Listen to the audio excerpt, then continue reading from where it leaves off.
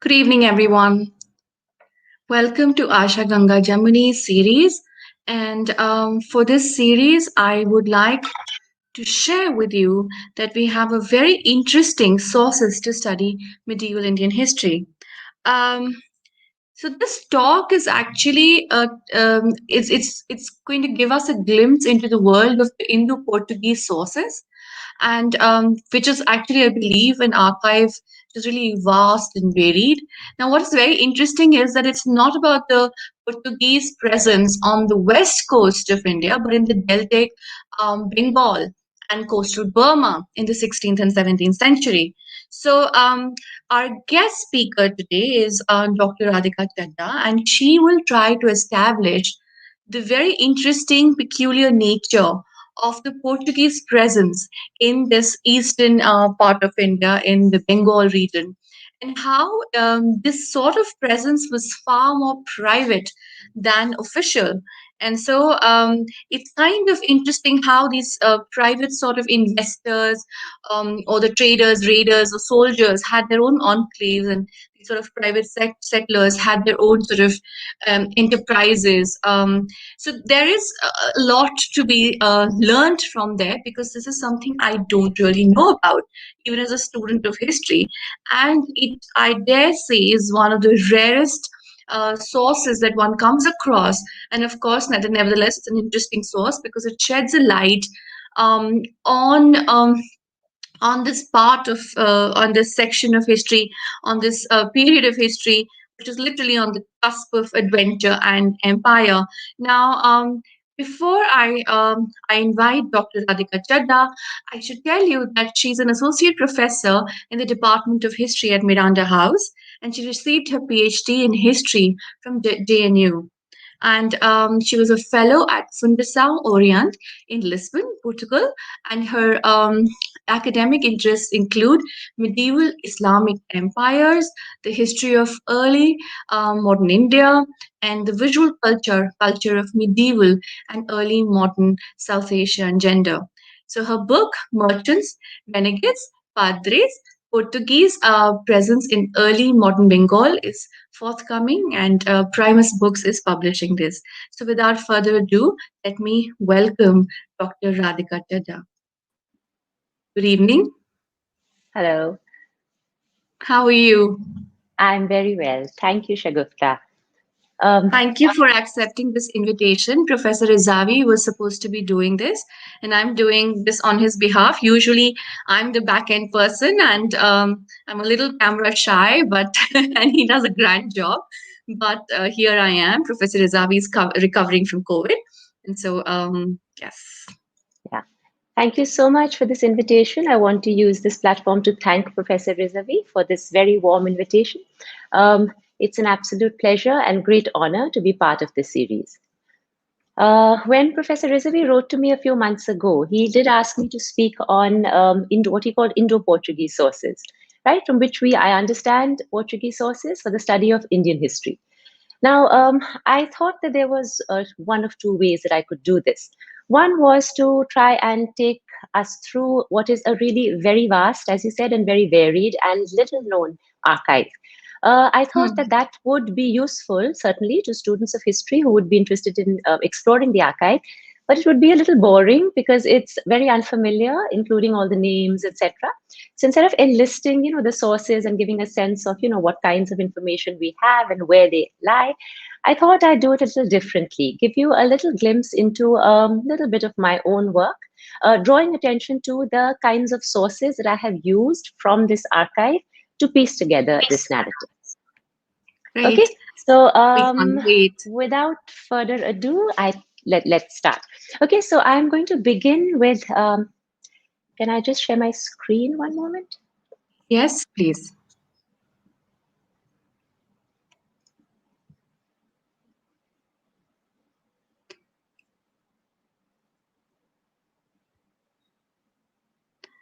In the So meantime, I'll does that share work? with our Can you see audience. it?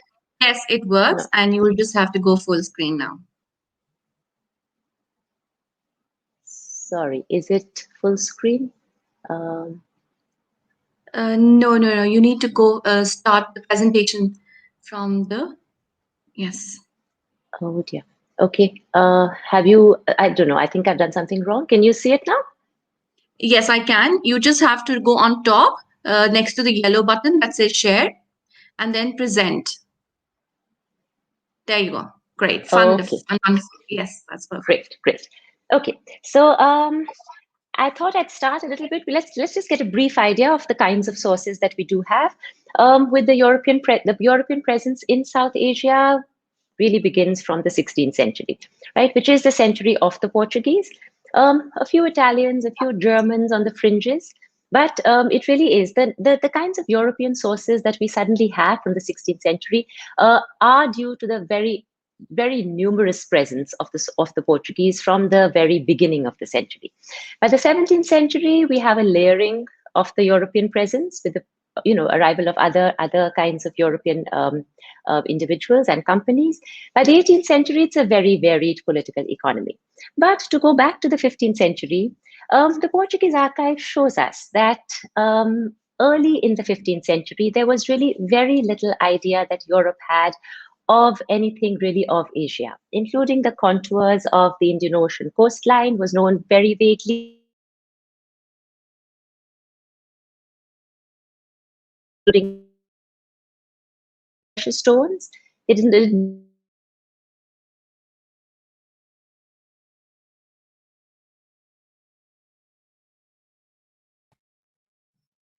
had in the first place. Dr. Sources Chadha, of may I learning request would have you to certainly log included the out? problem of language. The Portuguese knew we know some Arabic, but to conduct their and negotiate with merchants and kings, they had to learn other languages. That would have included immediately Malay, because Malacca is one of the first places that they sought, and then the Spice Islands. But of course, with that Persian, Malayalam, Kannada, Konkani, Tamil, all of these were learned as spoken languages. And that's very visible in, for example, early books. For example, the book of Duarte Barbosa, who lived on the Malabar coast. So the Portuguese knew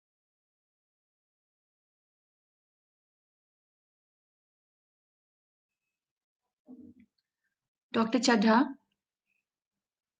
can you hear me?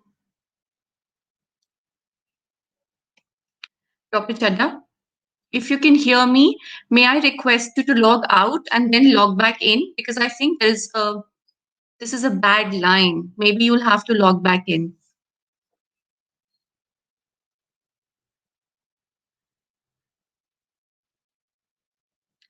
Okay, in the meantime, let me share that our forthcoming program, actually, while Dr. Chadha logs back in, is going to be with Dr. Nandini Chatterjee. And this is going to be Friday, 21st of May. And very interesting sources. We're going to be talking about household archives as the sources of Mughal history. This is something I've always been fascinated with. And I think this is, one of those things that not many people have researched on. So great. So that is something to be tapped into. And then, as I said, Professor Rizavi and I will be returning again. We will let you know when with the second season of Ganga Jamuni's and Aligarh Society of History and Archaeology talks in a different format, in a much more palatable, exciting format we're looking at.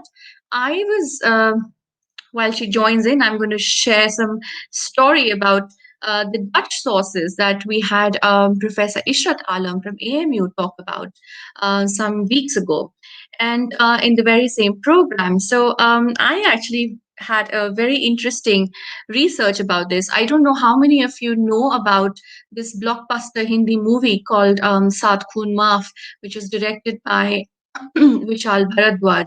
Now, this film very interestingly had Priyanka Chopra in the lead, and Priyanka Chopra was Susanna. And the story of Susanna is very interesting because it takes place in Chinsura, and she's a Dutch woman from the 17th century, and she inspired this film Saat Khoon Maaf. So there was a lot of trade in Bengal that was happening, a lot of European settlements, including what Dr. Chadha is going to be talking about. They were settled up. So Bengal was literally like they were the Danish, the Dutch, the French, all kinds of European settlements were there, and Bengal was literally like the Europe on Ganges. And Tinsura was one such settlement where there was a motley crew of Dutch people and Armenian and native Bengali merchants and middlemen who were trading in textiles and indigo. And of course, the pleasure gardens and um, the country mansions, the Bangaliers, with steps leading down to the riverfront, provided perfect backdrop to a pleasurable life for a Dutch traders. Now, I actually know of a story of this is a very famous story of Saat Sahibar Bibi, which means like wife of seven sahibs, and this is a very exciting story. And I am waiting for a message from Dr. Radhika Chaddha, who you're here to hear, and I am filling the gaps in the meantime. Ah, still not heard from her. So, anyways, I'm going to continue my story. So the story of Saad Sahibar Bibi, or the wife of Seven Sahibs, is of Susanna Anna Maria, who's also the protagonist in Saat Khun Maaf. She was a Dutch woman who lived in the 17th century Chinsara. She was first married to a prominent Dutch merchant, and of course, an official. So, and then after he died, she married an English person, Thomas Eads, who she outlived again. And then, of course, before her own death, she sort of bequeathed a large amount and created a trust for the upkeep of her tomb and also of her two husbands. But why is she known? She only had two known husbands. Why is she known as the wife of seven husbands? Of course, in local language, if you have two, if you have two husbands, it grows into seven into local lore, which means that okay, like सात आदमियों को खा गई या सात सात मर्दों को खा गई, sort of a story. I am waiting for Professor Chadha to join me, and I have no more stories or gossip, bazaar gossip from Bengal to entertain you. In the meantime, great. So. Thank you, Dr. Lakshmikant Mishra. You're very good at humoring me. But if you know more about this story of Anna Maria, I mean, I'm very interested in Susanna Anna Maria because, like the story of a woman with seven husbands is like quite a scandal. Then, of course, there is a BB Juliana story. I don't know if how many people have heard about this BB Juliana story. Again, it has a Portuguese collection connection. So I'm fumbling. So okay, tell you what. When you look at the Christian themes in Mughal miniature paintings, which we've also had a discussion on, there are, of course, there's a profusion of Julianas. Okay, one is, of course, this sort of so-called Akbar's Christian wife. In Maryam Zamani. And then, of course, there is this one more person in 1628, I think.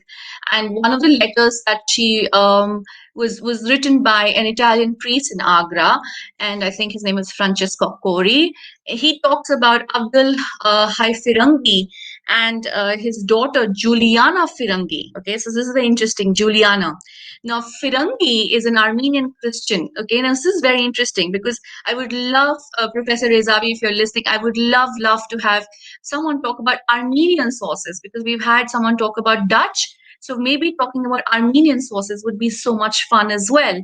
So this Abdul Hai Firangi, he's an Armenian Christian, and he derives his origin from the Arabic word, like so Firangi is like the Arabic word for foreigner, or particularly like Western European, not people from the Arab world. So I think France, I think that's where it comes from, Franks, Al-Farangi.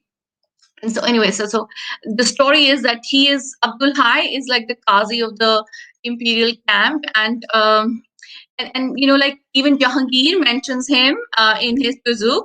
So he says that this Abdul Hai Firangi's daughter, who worked in the harem, was married to Iskandar, whose son Mirza Sikandar would later like serve as the Faujdar of Sambar. Now, Juliana's children, Mirza Sikandar and his brother Mirza Iskandaruz, were brought up in the Mughal harem along with the Mughal princess. Now, we hear of the death of Juliana from the letters of Father Jerome Xavier. Now, of course, you've all sort of known about these people through the Ganga Jamni Asha talks, and so there is. You know, like Juliana is an important person. However, there is one more Juliana. Okay. Now, this is a Portuguese Juliana, not an Armenian Juliana. So, Juliana is a person who is called BB Juliana, and there is a neighborhood in Delhi called Sarai Juliana, and this is named after Juliana de Costa. And this is, you know, I read this story long ago in Jonathan Gil Harris's book, The First Firangis. If you want to read about this, you can actually look up that book as well. I don't believe that. Let me call. Uh, and if Professor Izavi, if you're listening to me, you must come to have a conversation. And perhaps there's an electricity or a power cut. These days, you never know what's happening, even in the capital, you know. So, the story of Juliana is that this Juliana is someone interested in sharing this story at the moment. Okay, never mind. So there are these Jesuits in Agra who built a church during Akbar's reign. Now, this is also known as the Church of Akbar. So anybody who's been there knows about this. So this was destroyed on the orders of Shah Jahan. This church was destroyed on the orders of Shah Jahan, and it was rebuilt during the tenure of this husband of Begum Samru. You know, so Walter Reinhardt. And so this guy Walter Reinhardt is a commander of Agra Fort. So, why did Shah Jahan order the church to be pulled down is a very interesting link, and that is related to Juliana. In 1632, Shah Jahan declared war on the Portuguese. Okay, the Mughal army then ransacked the town of Hooghly. There's a beautiful miniature painting about that. So, the story is that when Shah Jahan actually or Shah Jahan's army ransacked the town of Hooghly, they took a large number of prisoners. Okay, so the Mughal Portuguese conflict then took on a religious color. Okay, and it led to the persecution of Christians in Agra, including the Portuguese prisoners. It also resulted in pulling down the Church of Akbar in 1635, and of course, it was rebuilt, as I mentioned earlier, it was rebuilt later. Amongst the Portuguese prisoners from Hooghly was a certain Agostino Dias Costa, the Costa. And this we come to know from Manuchi's account. Whether you want to believe Manuchi's account or not is another thing. But Manuchi mentions of a person, of a Portuguese prisoner in Agra called Agostino da Costa, and he was a physician who was the father of this baby Juliana. So this Juliana da Costa, she entered the harem as a maid or a slave or of the Nawab Bai, Aurangzeb's wife. And then sort of like, so Aurangzeb's wife, who's the mother of Prince Muazzam, is Bibi Juliana, like she's the maid. She's mentioned very favorably, in fact, in glowing terms, in the correspondences of Portuguese officials and Christian missionaries of various nationalities, as wielding considerable influence and able to intercede on their behalf in the Mughal court. So she was very important even for the Portuguese. So she had that privilege and that space and that place. So she's said to have prevailed upon the authorities to exempt Christian priests in Agra from the payment of jizya. This is interesting. And Bibi Juliana, who started as a maid, would eventually become a jagirdar of several villages, which now encompass parts of Okla, New Friends Colony, and Jamia Nagar in Delhi. So all of Okla, Jamia, New Friends Colony was once upon a time her Jagir. So that's why I mentioned Sarai Julena. And so this is what we kind of know it as. It's very interesting because Bibi Juliana is also sort of very important in like she has this great expertise in preparing dal chawal, which is a favorite dish of Bahadur Shah first. Okay, and and so more than a century later, after Dara Shikoh's death, his library was granted by Bahadur Shah to Bibi Juliana. Like so basically 50 years after Darshiko's death, his library is also granted to Bibi Juliana. And after Bibi's death, her descendants sold it to Safdarjung, the Nawab of Awadh. So this is, of course, as you all know, became the residence of Oktoloni, the resident of Delhi, and now Museum of Department of Archaeology, and also now a part of it will be given off to. Um, okay, I think this is. Hello. Yeah, you're not logged in and you've been logged out. We've been trying to call you for a while. Can you please can you please log back in since the very beginning? Yes, we just haven't heard you.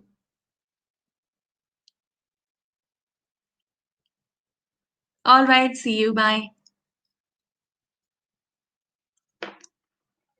Okay, thank you all for sort of holding on, hanging on for so long.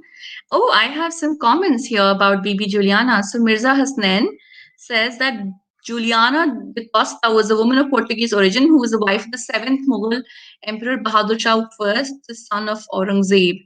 I don't know if she was a wife, but she was definitely a very important member of the family, and yes, like she could be one of the lesser wives. And she was, as I mentioned, like if you read Jonathan Bill Harris's book, the first Firangis. It's a lovely story about how she had this great talent of making dal chawal.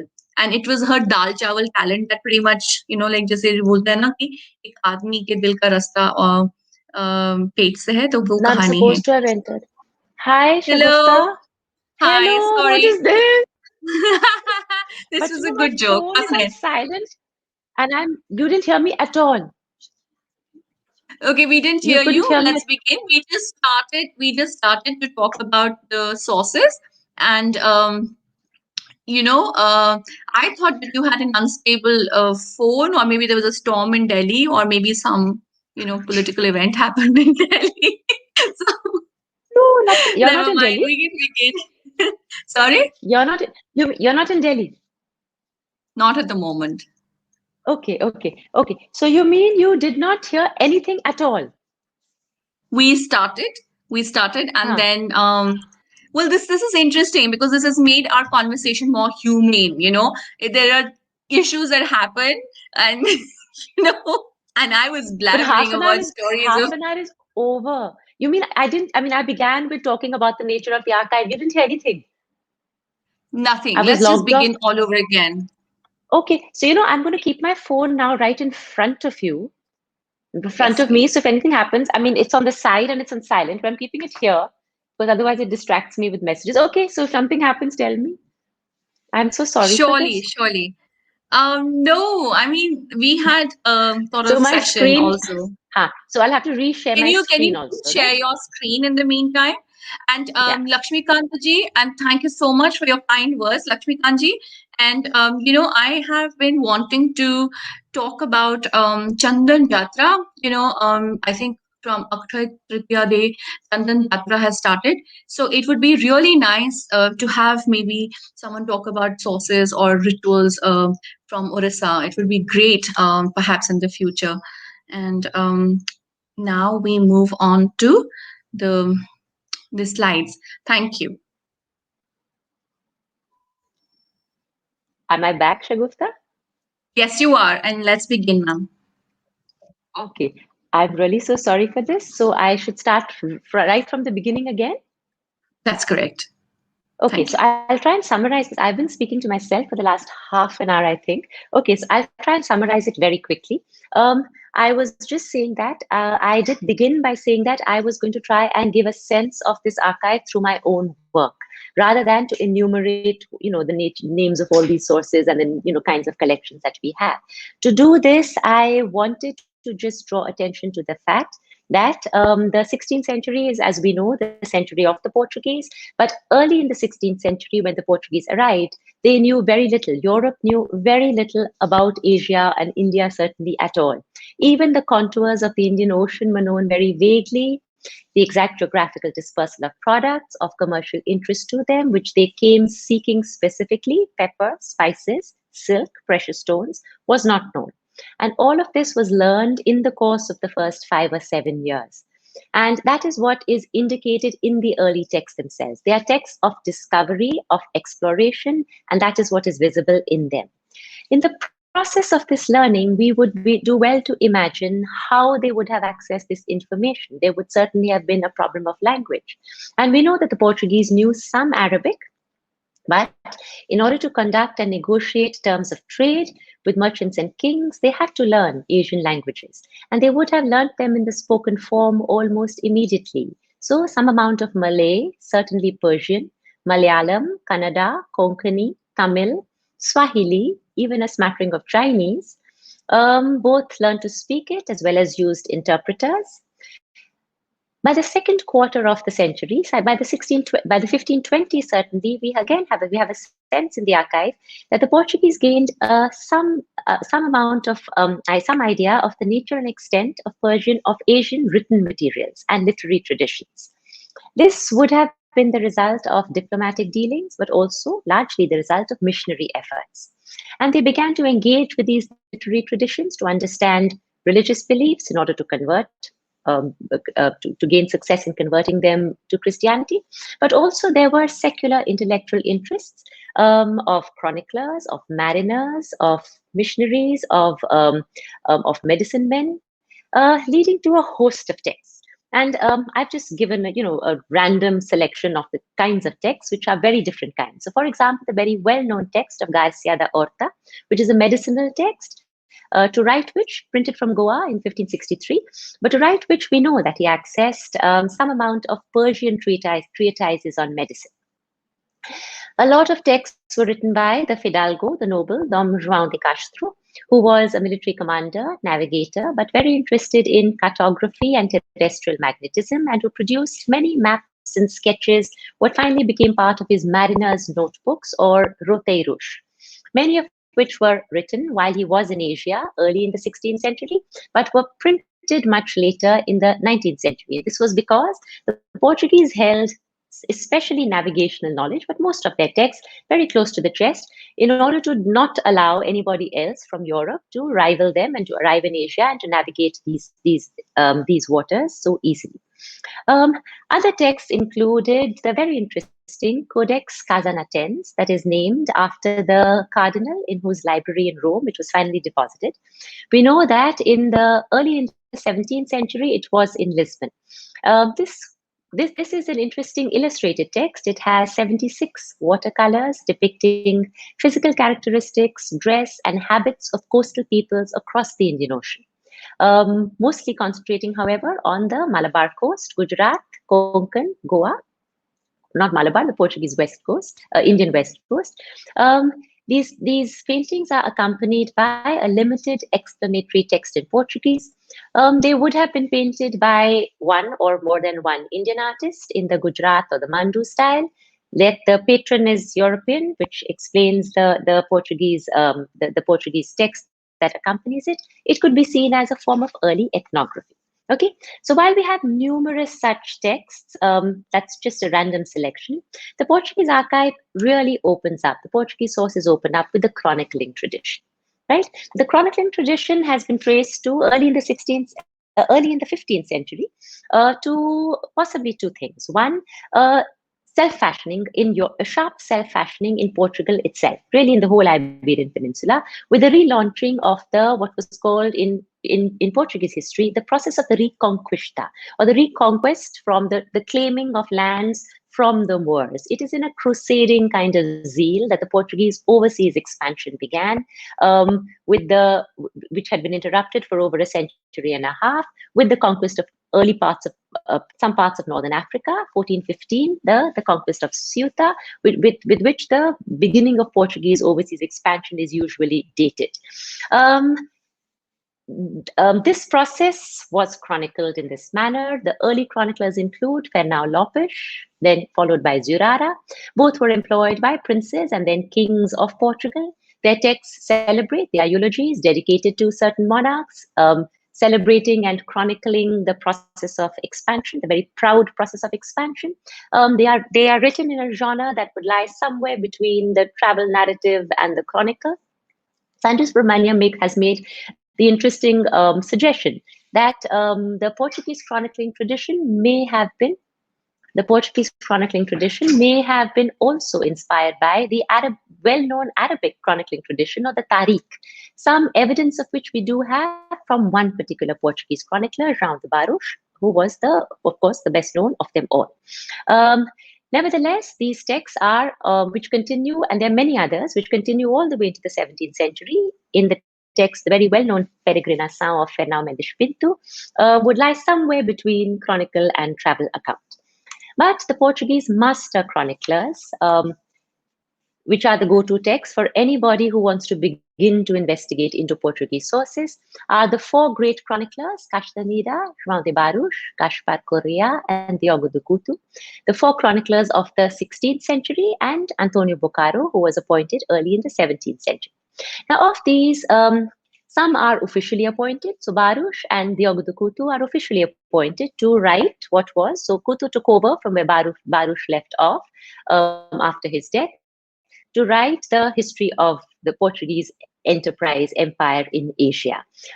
These texts were organized in volumes, one for each decade of conquest, and present. So João de Barros wrote the first 4 décadas, followed by Diogo de Couto, who took it up to the 12th décadas, and then Antonio Bocaro, who was appointed for the 13th décadas. There is a shift visible in the course of this. João de Barros' texts are from the point of view of the crown and the fidalgo, the nobleman. By later in the century, by the latter part of the 16th century, Diogo de Couto adopts some of the perspective of the settlers, the casados, or the settlers in Asia themselves. Antonio Bocaro's text, written early in the 17th century, highlights, in his understanding as a settler, some of the problems and the reforms required in Portuguese Asia. So in themselves, they contain a lot of information. But I would like to dwell maybe just for a moment on Barros, who is the master chronicler of them all.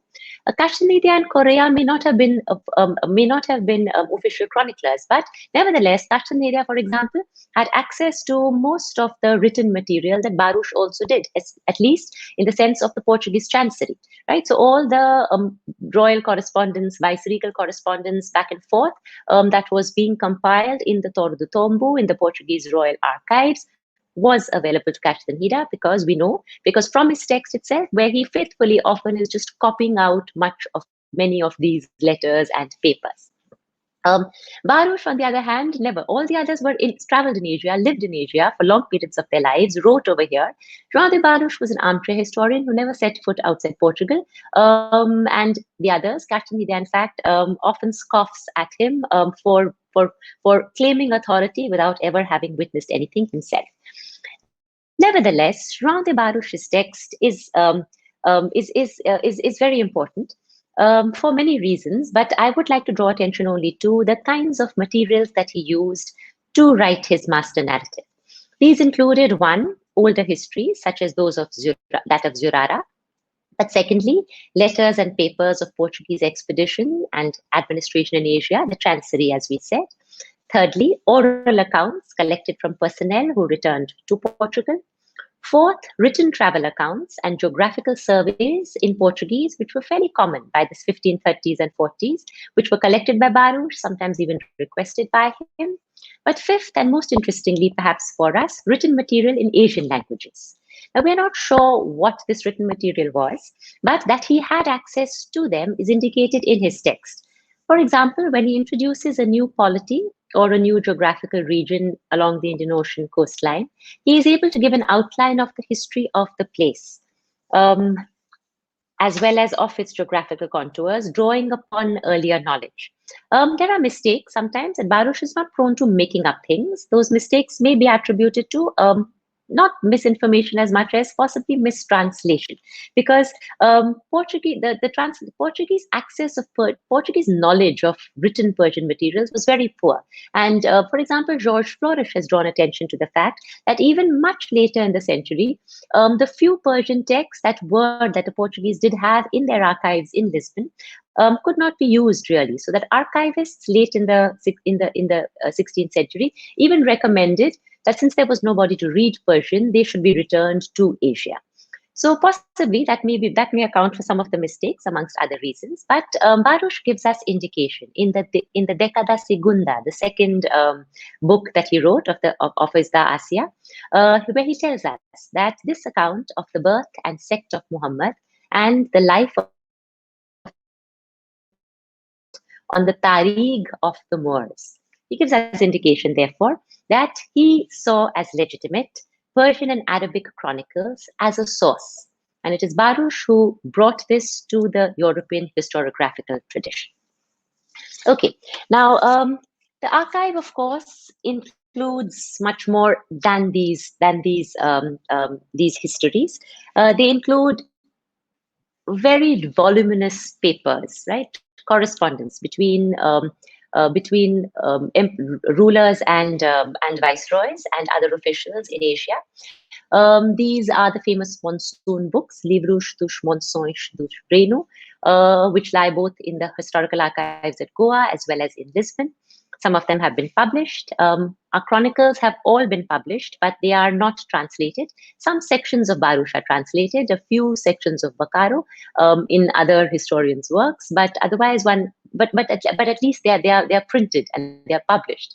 The archive itself, the documents are hard to read because early 16th century paleography is almost impossible to read without being trained to do so in universities in Portugal themselves. Nevertheless, some parts of these papers of the voluminous chancery is published, especially of the early 16th century, in many collections. But the archive really it's just classified in the forms of, so for example, there's a huge collection called Corpo Chronologico in the Torre do Tombo in the National Archives, which is just chronologically arranged papers, right? It has miscellaneous information. We have papers arranged in drawers, as gavetas da Torre do Tombo, the drawers of the Torre do Tombo. They've just been placed in drawers, right? So that the archive it's very varied, it's little explored. It is explored, but not, it's yet underexplored. But from there's certainly a lot of information that one could get, some of which I have tried to use in my own work. Okay, I'd like to move on to give us a sense of the kinds of papers, right, that we have and the kind of information that we have from my own work, which is an attempt to recover the Portuguese presence in deltaic Bengal and coastal Burma in the 16th and 17th centuries. I'm going to try and draw attention to the kinds of sources, right? And that's what most of the presentation will be about. The discussion, however, is organized into three sections. First, I will try to establish the peculiar nature of the Portuguese presence in this region, where private interests far outshone any official contacts. Moreover, private and official threads remained forever entwined, as envoys sent officially often served themselves before their king, and deserters from empire invoked the crown wherever convenient. We will return to more of this later in the narrative. In section 2, I will attempt to recover the activities of the private settlers in their enclaves. We will find them operating as traders, raiders, and soldiers, participating with gusto in the political economy of the region. And in section 3, I will follow a selection of characters through their enterprises that are situated on the cusp between adventure and empire. To conclude, I will draw out the implications that their presence and their activities had for an understanding of the history of this region that they steeped themselves in, but also for the Estado da India, the Portuguese Empire in Asia, that they preferred to keep at arm's length. Throughout, I will emphasize the sources of information on which I base this narrative in an attempt to give you a sense of the kinds of documents and nature of information contained in this archive, which is as yet underexplored. Okay, so very quickly, at the end of the 16th century, in January 1599, and the quote is from Father Francis Fernandes, who was a Portuguese Jesuit serving in the Bengal mission, writing to Rome about the material bounties that would attract people to the lesser known eastern regions of India. Right? In his estimation, it was a very rich region, both for merchants as well as for missionaries. So that clearly by the end, and this letter is from 1599, clearly by the end of the 16th century, Bengal and Pegu had come to represent lands of boundless opportunity to the variegated Portuguese elements in Asia. But in 1498, when Vasco da Gama sailed into the harbour at Calicut, after nearly a century of groping along, that is Portuguese navigators groping along the African coastline, Bengal had hardly been heard of. By the time Father Fernandes was making his assessment, the Portuguese settlement established at Hooghly had evolved into a commercial hub at the head of the Bay of Bengal. Soon after, the English and the Dutch traders chose to locate their trading outposts within a stone's throw. And Thomas Bowry estimated, later in 1676, that there were over 20,000 Europeans settled in Bengal, over which half were living along Hooghly River. From very tentative and almost desperate beginnings, the Portuguese settlers gradually came to become a power to reckon with in the region. In the first half of the 16th century, there were concerted attempts by successive viceroys of the empire headquartered at Goa, but they found it difficult to even open up trading and diplomatic relations with Bengal or Arakan. Early in the 17th century, however, the Portuguese had built up a formidable reputation as militiamen. In fact, a band of 400 Portuguese freebooters defeated the Mughal flotilla on the Ganges, commanded by Raja Mansingh himself. Their leader, Domingos Carvalho, was one amongst several such Portuguese adventurers inhabiting the region. He was widely regarded as the terror of all those kingdoms of Bengal. To dream of him was enough to make the enemy run away. Bengal thus clearly did not lie in the direct line of Portuguese state interest at the start.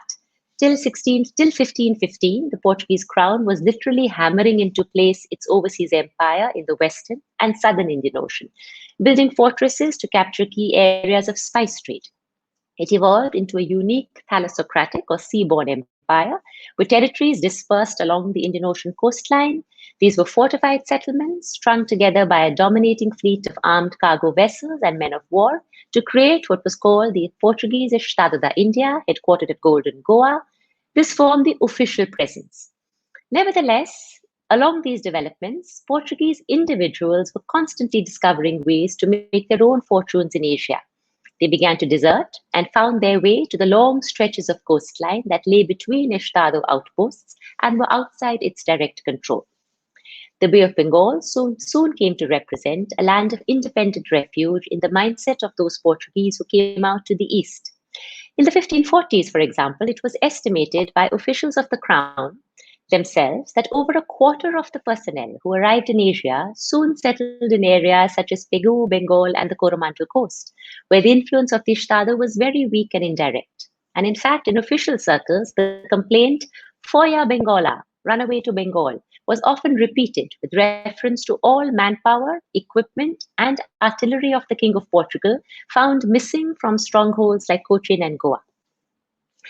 For the Portuguese, thus, who came out to Asia, the Bay of Bengal came to represent the very antithesis of the official structure of empire. Each of those who left did so for a variety of reasons. Some to escape judicial action for crimes committed, others to evade the religious persecution spearheaded by the growing power of the Inquisition, others simply to make more money than that offered by what was an unreliably paid salary of the Estado. Mostly, however, they went because once they left Europe, they did not wish to live constrained by rules and regulations anymore. As officials of the Estado explained in 1544, Fidalgos that pass the Cape of Good Hope are like Lucifer, as they ignore any master comes.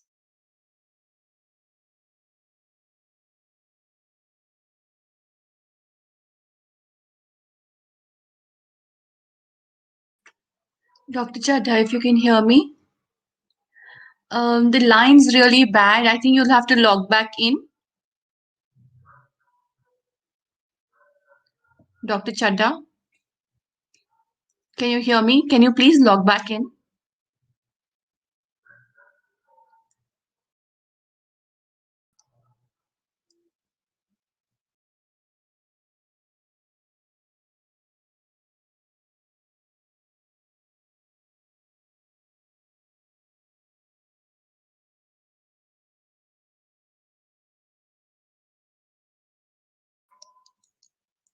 Okay, so it seems that we have lost the connection again, and I'll have to look for some interesting stories again to entertain you. Think, I think that Dr. Chadda will be back sooner than this, mm, and I'm going to work on that. In the meantime, let me share. Hi, Dr. Chadda, you're out again. Yeah, you'll have to reconnect. Thank you. So, for those of you who have just joined us, and I can see some of you have just joined, our YouTube channel, there is Asha, Aligarh Society of History and Archaeology. They have a YouTube channel. There's a Facebook page called The History Learner. There's also the Facebook page Ganga Jamuni Heritage. There's a YouTube channel of Ganga Jamuni. So you can log into any of these channels and look at our previous talks. We have covered a wide range of sources from Ghaznavid sources to sources from Maharashtra, Rajasthan. We have sources from of course Bengal. We have sources in Persian, sources in Dutch sources. We have sources in 19th century sources. So we have a huge sort of gamut of the sources to study medieval Indian history, textual, literary, architecture. We have epigraphic sources. We've had people talk about coins, about sculpture, about architecture. Of course, a huge number of talks were on miniature paintings. So it's a huge, rich kind of archive there of conversations that you can actually tap into.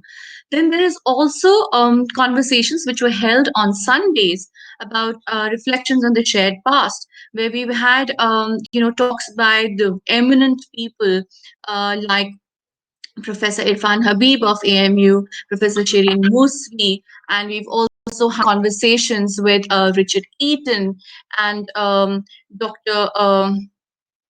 Okay. We've had conversations with many, many interesting people who've spoken to us about all kinds of things. I am waiting for Dr. Radhika Chaddha to join us, and possibly we'll take questions. And maybe if in your questions, I'm going to take up Mayank's question as soon as she joins. Interested in the geographical treatise written during this time that you have indicated. For sure, I think it would be interesting to know that um, because she did mention that there was no understanding of geography of India at that time.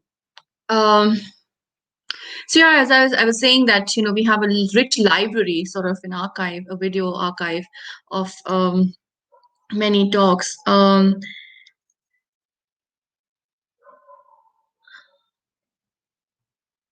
Great, we have her back. Okay, just join. Hi. I'm I'm so distressed with this. It's technology. We really can never master it. Okay, I I know think you're now frozen what again. to do. Really? It's all Am right. I We're going to frozen? take up questions. Yeah, you were briefly, but let's take up some questions just to break this. There's a question by Mayank, and Mayank asks, I'm interested in the details of geographic treatise written during this time that you have indicated. Yeah, sure. I mean, can you hear me, Shagufta? Yes, I can. Okay. Okay. So, Mayank, there are lots of geographical treatises. So there are lots of maps also. Okay, the geographical treatise that I really wanted to draw attention to is the one that is called An Anonymous Voyage Up the Irrawaddy and the Ganges. Right? It is an archival document that was discovered and was printed in entirety and translated by Genevieve Bouchon and Louis Philippe Thomas. It's about a voyage up the Irrawaddy and the Ganges from Chittagong till the one. Okay, so that is one geographical narrative that is very interesting. Uh, but most of the Portuguese records draw attention to the coastline, right? So, for example, in Baruch's text, there is a survey of the coastline. There are maps reproduced of various parts of the coastline. In many of the letters between king and viceroy and back and forth, often there is a documenting of the nature of the coastline, right, and of navigational details. So that forms the kind of interest that the Portuguese had um, in India, in Asia. There's yet another question by Hasnain Aziz, and he asks a question: other than the capture of Hooghly and Chittagong by Mughals, what more battles did Mughals fight with the Portuguese and won? Was the Portuguese Well, attitude towards Indians any different than towards Brazilian? And were they afraid of the Mughals? hmm. Um, yeah, okay. So in Bengal, the Portuguese fought numerous times, but not always as adversaries, right? So Bengal in the 16th century, the political economy of Bengal, the political economy was so fluid in the 16th century that there were the Portuguese were formed a very important part of the entire political scene. They brought with them great navigational skills in the deltaic and coastal tracts. They brought with them good artillery skills. Also, they brought with them artillery itself. Right. So we have very interesting complaints by the factor and viceroy of the Chadha India and factor at different outlets, Cochin, Calicut, Goa, complains to the king that the king notes that most of the artillery that should be in the king's stores is not there. It has disappeared, and it can be found in the hands of his adversaries. So the Portuguese really contributed. My argument is to the political economy of Bengal, not as adversaries but as participants. So they are, for example, in the employ of the Mughal emperor. They are acknowledged by him for their great service that they performed, their military service that they performed in the early conquest of Bengal. For example, by Prince Parvez, who is leading Jahangir's forces. I mean, he's a Mansabdar in the Jahangiri court who is employed in furthering Mughal conquest of Bengal. So not always as adversaries, but as cooperators. Uh, the conquest of Chittagong that took place did not take place in Aurangzeb's reign, led by Shaista Khan, did not take place evicting the Portuguese. It took place evicting the Arakan ruler in collaboration with the Portuguese. So, as is recognized even in the Persian source, the Fatiha Ibria, that was translated by Jagannath Sarkar many years ago, um, the Mughals estimated that they could not win Chittagong unless they had won over the Portuguese. And so Shaista Khan spent a long time first finding out in what they wanted and how to get them over to his side. And then, as Shahabuddin Talish, the author of that text, estimates, once the Portuguese had come over, Shaista Khan knew that victory was imminent. So at Hooghly, certainly the Portuguese were the adversaries, but not always, not necessarily otherwise. Often they were collaborators.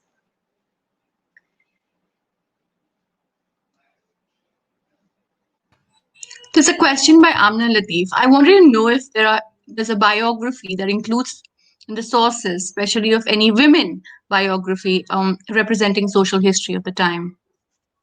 Yeah. So, when I was writing this, I wasn't looking for women And as anyone who's looking at sources knows, we'll find what we look for often. So it's a very good question. The writing about Juliana, etc., came up much later, and I haven't actually investigated the archive to see. But there is evidence of some women. For example, in the records that we have of the fall of Hooghly, there are references to rich Portuguese women, right, amongst those who were taken captive at the time of the fall of Hooghly. And then amongst those 400 odd captives, 422 or something captives, that were then taken in trains along with many Jesuit missionaries to the court at Agra, they included women who were found for example, at Hooghly.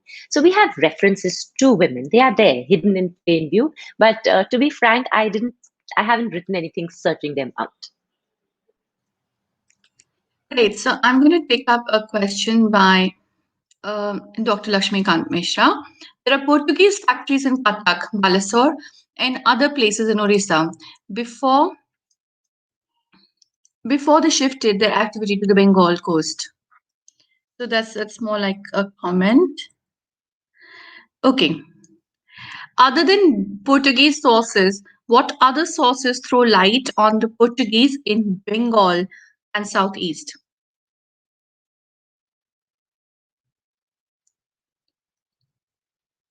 Dr. Chadha, if you can hear me, you'll have to log back in.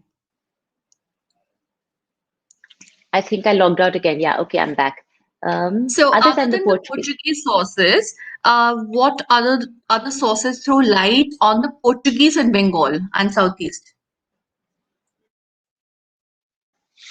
so they are there in the Mughal sources, for example. In even in Abul Fazl. So the settlement at Hooghly is ultimately is given by Farman by Akbar to the Portuguese, to Pedro Tavares, when he comes leading an expedition on Akbar's summons to the court. Right. So they are there in the Persian sources themselves, certainly. They're there in the Dutch sources. So I cannot look at the Dutch archive because I don't know Dutch, but we can access them through a lot of work that has been done. So, for example, S. Rasaratnam has work on slave trade that the Dutch did in Bengal, taking over. First, they were purchasing from the Portuguese, and then they became the slavers themselves. Right. So they would be there in the Dutch sources. They are there in the Bengali sources, certainly.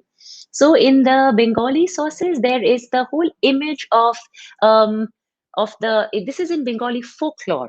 What is the nature of that genre of the text? It'll come to me in a moment. But in Bengali folklore, there is the image of the Portuguese boat stealthily creeping up the deltaic tract and then raiding whole villages, ransacking them of their population, and then disappearing. Right, and in some of our accounts, the Jalia came to represent the Portuguese in Bengal, right? In popular perception. So the Portuguese are there in indigenous sources, in the Persian archive, in the Dutch archive, certainly.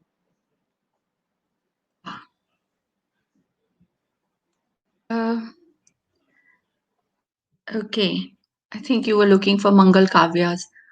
Um, question. If time permits, I'd be interested in their understandings of monsoon.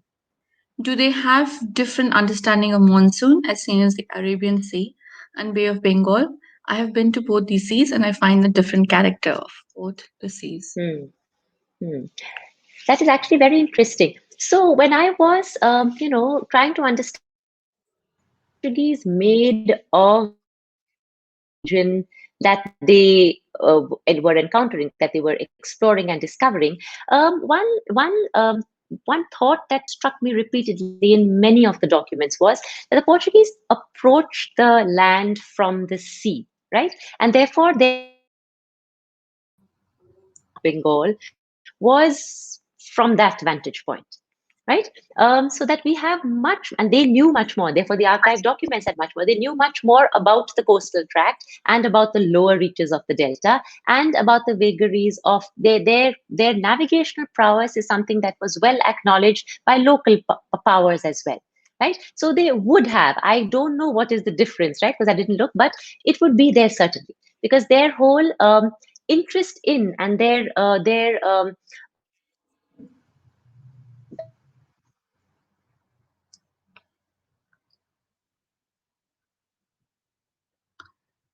Dr. Chaddha, if you can hear me.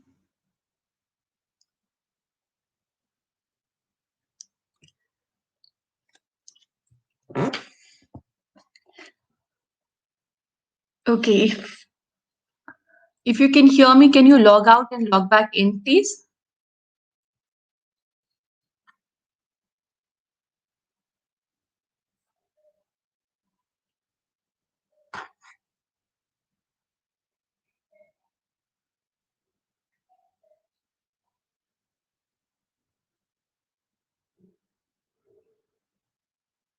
Can you all please log back in?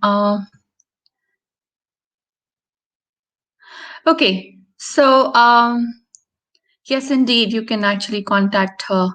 Um, for this. And I suppose we'll have to say good night to you here in a rather abrupt manner, but hope to see you the next Friday at 8 o'clock, right here where you are, the same portals where you're watching this from. And we will be back next Friday with sources from medieval history, which is the household sources, and we will have um, Dr. Nandini Chatterjee, who will be talking to us from the UK. So, great. So, I think this is good night from all of us here.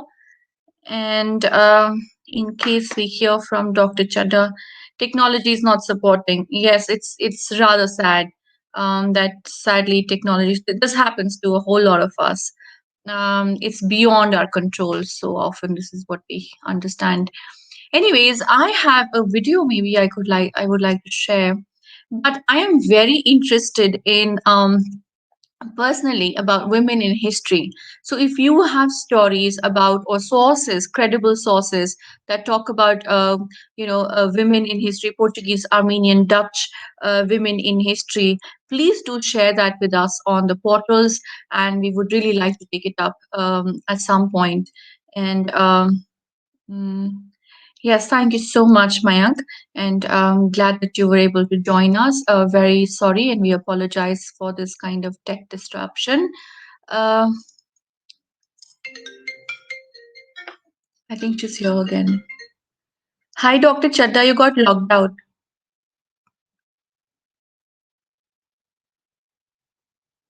Yes, sure. Okay.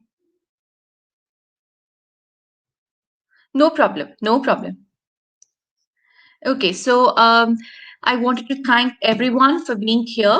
Hope to see you next Friday. And good night, everyone. Please stay indoors, stay safe, and follow the lockdown guidelines. And good night to all of you from Asha and Ganga Jamuni.